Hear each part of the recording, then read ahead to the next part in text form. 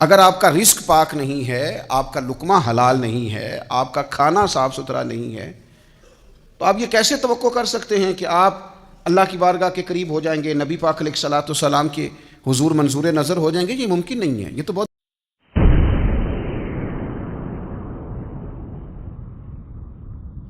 ہم دعا کرتے ہیں مگر قبول نہیں ہوتی، آخر وجہ کیا ہے؟ غلطی کہاں ہو رہی ہے؟ آج علامہ پیر اجمل رضا قادری ایک ایسی حقیقت بتا رہے ہیں جو شاید ہم سننا نہیں چاہتے۔ ہم دعا مانگتے تو ہیں مگر اپنی زندگی نہیں بدلتے۔ یاد رکھیں، دعا صرف مانگنے کا نام نہیں، دعا اللہ سے سچی وابستگی کا نام ہے۔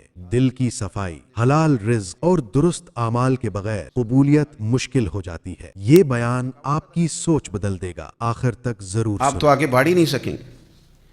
اللہ کی بارگاہ تک جانے کے لیے، قرب الہی پانے کے لیے، نبی کریم علیہ الصلوۃ والسلام کے مقدس قدموں تک رسائی حاصل کرنے کے لیے، اپنے رب کو منانے کے لیے، جہاں اور بہت ساری چیزوں کی ضرورت ہے وہاں رزق حلال کی بھی بڑی ضرورت ہے۔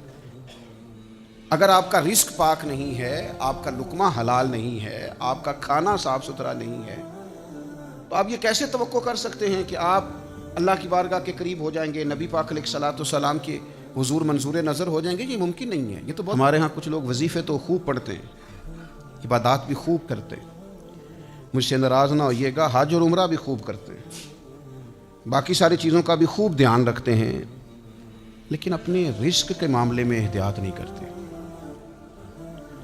بہت بڑی رکاوٹ ہے، بہت بڑی میل کچیل ہے، یہ تو رستے کا بہت بڑا ایک ایسا بڑا رکاوٹ والا مسئلہ ہے کہ آپ چند قدم نہیں چل سکتے۔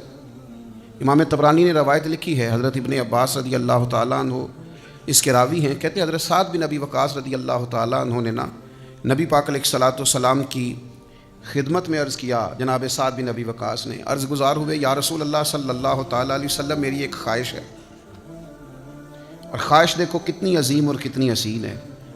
حضرت سعد بن ابی وقاص رضی اللہ تعالیٰ عنہ عرض کرنے لگے، حضور میرا دل کرتا ہے کہ میں مستجاب الدعوات بن جاؤں، یعنی میں جو بھی دعا مانگوں میرا رب قبول فرمایا کرے۔ اس کو سمجھیے گا ذرا، یا رسول اللہ صلی اللہ تعالیٰ علیہ وسلم، دل کرتا ہے کہ جو عرض میں اپنے کریم کے حضور عرض کروں میرا مالک رحمت کر دے اور میری اس گزارش کو اپنی بارگاہ میں قبول کر لے، یعنی میں مستجاب الدعوات بن جاؤں، یہ میری دعا آپ قبول فرما دیں، اور اس کے بعد تو پھر لاٹری نکل آئی نا، یعنی تجھ سے تجھی کو مانگ کے میں نے مانگ لی ساری کائنات۔ یا رسول اللہ صلی اللہ تعالیٰ علیہ وسلم، ایک نسخہ چاہتا ہوں کہ میں مستجاب الدعوات بن جاؤں، میری دعائیں قبول ہوں۔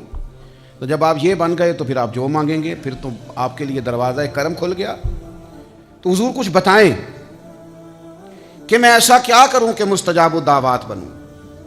تو مجھے بتائیے، یہاں آج کل ہمارے عرف میں لوگ کہتے ہیں جناب آپ یہ وظیفہ پڑھیں، اس کے بعد یہ پڑھیں، اس کے بعد یہ پڑھیں، پھر اس کے بعد آپ دعا مانگیں۔ اچھی بات ہے، بڑی عمدہ نصیحت ہے اگر کوئی کسی کو اس طرح کہتا ہے۔ کچھ لوگ کہتے ہیں جناب آپ فلاں مقام پہ چلے جائیں اور وہاں جا کے دعا مانگیں تو دعا قبول ہوگی۔ بالکل ٹھیک ہے، کوئی انکار نہیں، بعض ایسے مقامات ہیں جو مقدس ہیں، وہاں کی حاضری اللہ نصیب کرے تو دعائیں قبول ہوتی ہیں۔ پر امام طبرانی حضرت عبداللہ ابن عباس رضی اللہ تعالیٰ عنہ سے یہاں جو روایت لائے ہیں اس میں جو ایک بالکل ہی انفرادی پہلو اللہ کے حبیب علیہ السلام نے ہمیں عطا کیا اور ہماری سوچوں کو ایک نیا زاویہ سرکار نے عطا کیا۔ جناب سعد عرض گزار ہیں، حضور میں چاہتا ہوں میری جھولی اپنے رب کریم کے حضور جب بھی پھیلے مجھے گویا بھری ہوئی ملے، رحمت عطا ہو، کرم نصیب ہو۔ اور اگر آپ چاہتے ہیں کہ دعائیں قبول ہوں تو ویڈیو کو لائک کریں، شیئر کریں، شاید کسی کی زندگی بدل جائے۔ رزق کو پاک کر لے، جو دعا مانگیں گے رب قبول فرمائے گا۔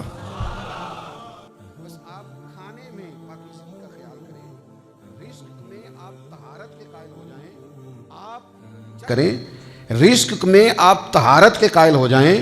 آپ جب بھی کھانا کھائیں تو دیکھ لیں اس میں کوئی آمیزش نہ ہو لقمہ حرام کی، تو آپ جب بھی دعا مانگیں گے اللہ قبول فرما لے گا۔ تو دیکھ لیں اس میں کوئی آمیزش نہ ہو لقمہ حرام کی، تو آپ جب بھی دعا مانگیں گے اللہ قبول فرما لے گا۔